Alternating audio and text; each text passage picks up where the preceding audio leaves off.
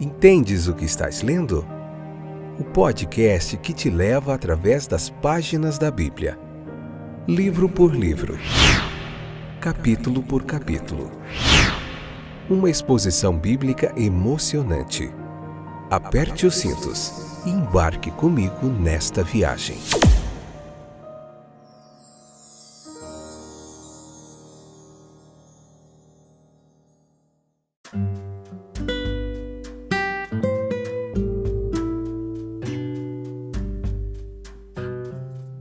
Olá, meus queridos companheiros de viagem através das páginas da Bíblia. Eu sou o Fábio e estou de volta pela bondosa misericórdia de Deus para a gente continuar aprendendo mais um pouquinho do texto bíblico. Hoje, Marcos capítulo 6, a parte 2, episódio número 463, esta que é a 6ª temporada. Tudo bem com vocês? Satisfação imensa tê-los de volta para a gente continuar aqui passo a passo, pouco a pouco, devagarinho, meditando no texto bíblico aqui, tá bom? Vamos lá? Hoje nós vamos falar mais um pouquinho da missão dos 12 que a gente viu no episódio anterior. Se você não ouviu, escuta lá e depois vem pra cá. Como no capítulo 3, que o nosso Senhor já havia registrado, foi feita a escolha dos seus 12 discípulos. Eles o acompanhariam durante o seu tempo de treinamento e posteriormente sairiam na sua missão apostólica e com credenciais indubitáveis de sua comissão, meus queridos. Veja que chegara a hora de seu primeiro esforço breve, experimental nessa direção. Eles vão de 2 em 2, em pares. A sabedoria desse método ela é óbvia por muitas razões. Era a condição do verdadeiro testemunho, de acordo com a declaração do Antigo Testamento, que dizia que pela boca de 2 ou 3 testemunhas, toda palavra deveria ser estabelecida ou confirmada. 2 são melhores do que 1 para conselho, encorajamento. 2 garantiriam numericamente a expectativa da presença divina na oração, pois onde 2 ou 3 se reunirem em seu nome, ali está Ele. E em nome de Deus a sua presença é prometida. De muitas maneiras, 2 seriam mutuamente úteis, justificariam abundantemente a prudência desse arranjo. Dotados de poder milagroso, eles não precisavam de recomendação humana. Eram amplamente suficientes para certificar a origem divina de sua missão. Enquanto as obras de beneficência celestial para a humanidade sofredora foram bem adaptadas para ganhar sua aceitação. Com tal equipamento espiritual abundante, eles receberam a palavra de comando do Mestre para partir em sua primeira expedição. Seu equipamento físico, no entanto, era do tipo mais escasso. De fato, eles não deveriam fazer nenhuma provisão especial. Não para si mesmos. Isso poderia atrasá-los na partida, impedi-los em sua jornada. Consequentemente, eles passaram imediatamente para sua esfera de trabalho, sem demora e sem ônus de qualquer tipo. Sem pessoal, exceto aquele de uso comum ou diário. Eram até expressamente proibidos de adquirir ou prover para si outro além ou para o propósito particular de sua presente missão, sem sapatos, salvo as sandálias que usavam todos os dias, sem pão para uso imediato, sem dinheiro para provisões pelo caminho ou cobre em sua bolsa para obtê-las, sem 2 túnicas. Partiram para a primeira missão dependentes da providência de Deus e da piedosa hospitalidade do povo que os receberiam. Eles não tinham a liberdade de se alojar em nenhum ou em todas as casas que pudessem abrir suas portas para eles. Eles deveriam agir com cautela neste assunto e investigar cuidadosamente, ao entrar em uma cidade ou vila, quem nela era digno de receber aquela palavra que eles levavam. E ao agir sem a devida discriminação nesse particular e alojar-se em alojamentos de má reputação, eles podem pôr em perigo a sua própria reputação ou trazer descrédito à sua missão. Uma vez que obtivessem um local de parada adequado, eles não deveriam mudar para um outro local, mesmo que a oferta de um local melhor para estado ou acomodação superior os tentasse a tal passo. Suas necessidades eram poucas, seu modo de vida simples e com a mais humilde hospitalidade cabia a eles se contentarem. A doutrina que eles pregaram acima de tudo estava a grande doutrina que eles pregavam. Essa doutrina era arrependimento, a doutrina que o precursor de Nosso Senhor, lá o João Batista, já havia proclamado antes, a doutrina que o nosso próprio Senhor Jesus reiterou. A doutrina que, unida à fé, tornou-se posteriormente um dos elementos daquele duplo testemunho apostólico, quando, após a ressurreição e ascensão de seu Senhor, os apóstolos saíram declarando arrependimento para com Deus e fé no Senhor Jesus Cristo.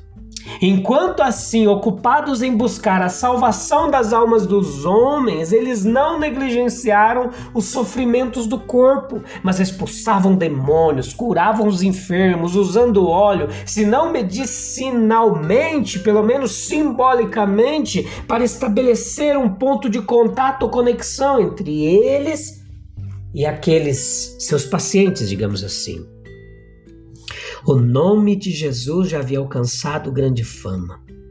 Estava rapidamente se tornando uma palavra familiar. As curas que ele realizou, os demônios que expulsou dos corpos humanos, os mortos que ressuscitou, suas obras maravilhosas estavam em todas as bocas.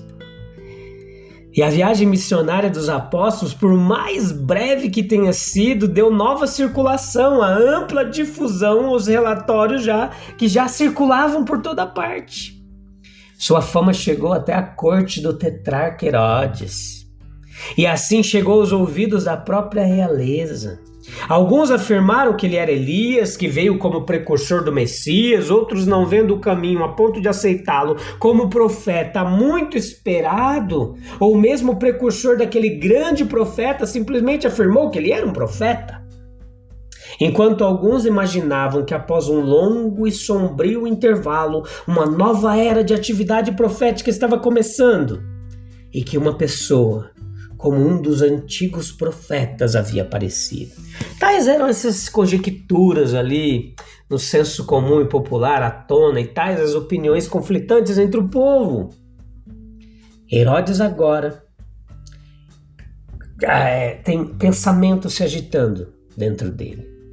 Algo mais do que mera curiosidade estava em ação no seu caso. Ele ficou surpreso, completamente perplexo e bastante perdido para saber o que pensar sobre o assunto. Em sua extrema perplexidade e agitação, ele expressou sua opinião de maneira muito surpreendente.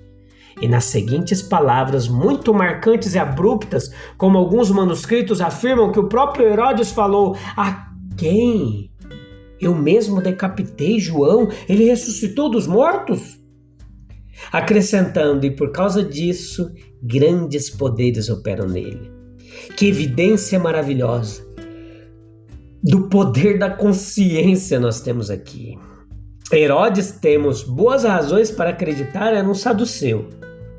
Ele é identificado com o fermento dos saduceus, mencionado no Evangelho de Mateus.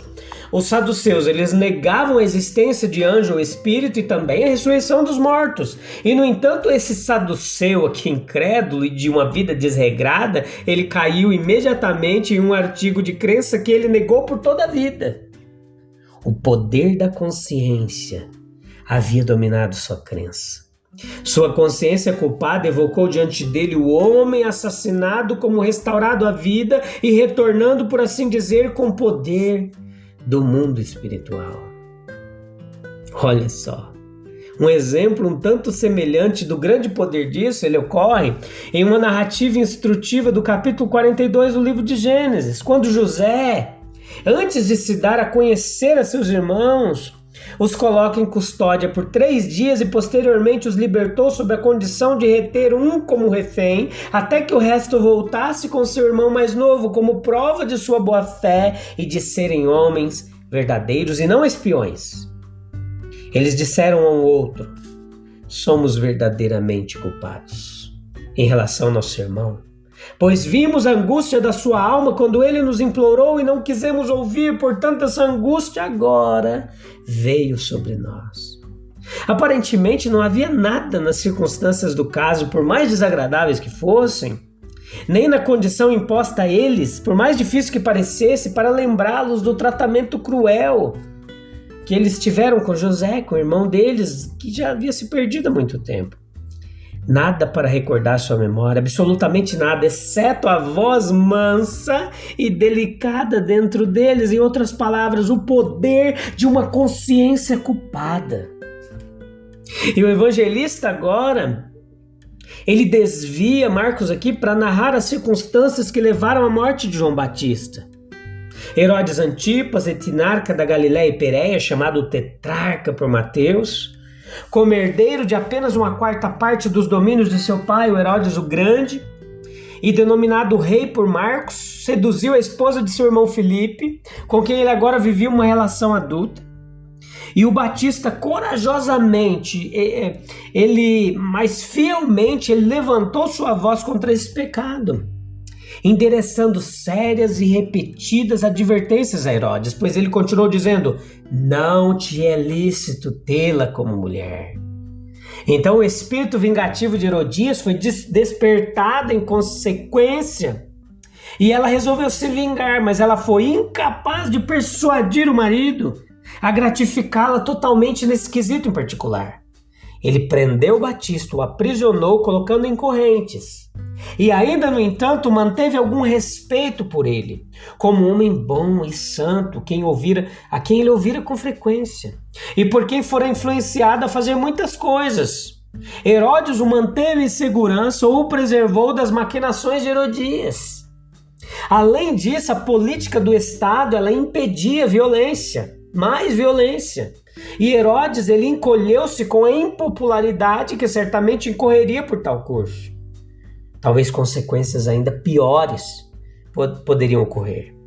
Privar o povo de seu favorito ali, o profeta Batista, famoso entre o povo, poderia levar a uma insurreição, uma rebelião do povo, uma revolta. O historiador Flávio Joséfo, ele nos diz que ele atribui o assassinato de João por Herodes ao medo de Herodes de que o povo, a grande influência que João tinha sobre o povo, pudesse colocá-lo em seu poder e inclinação para levantar uma rebelião.